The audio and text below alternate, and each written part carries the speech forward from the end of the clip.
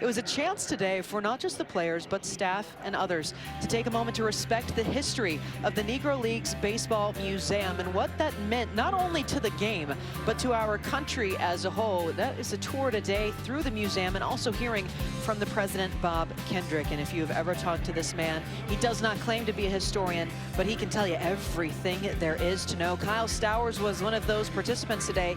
Here's what he thought about the perseverance that he shared. Yeah, I think everyone even today feels like they deal with some sort of adversity, but when you go into that museum and you see the circumstances that those guys had to deal with and to still be able to play at the highest level and to do all the things that they did, it's just so impressive.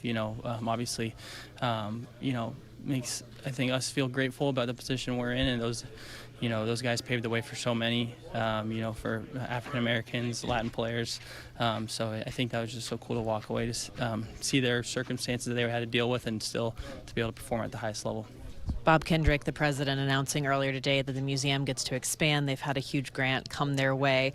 What impressed you the most about hearing him and the way that he talked about a place that he claims to not be a historian for?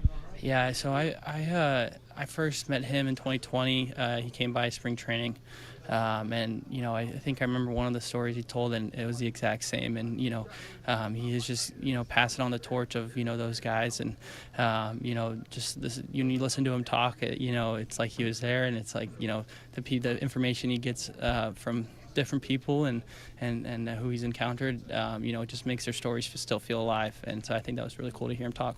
Okay, so I didn't get to ask you this while we were there, but nicknames were really big back in the day, and we've all played this game, but what would your nickname be? Because, you had to have one then. My nickname? Oh, gosh. It's not quite as good as theirs. I always got Stowie Powie in college, so yeah.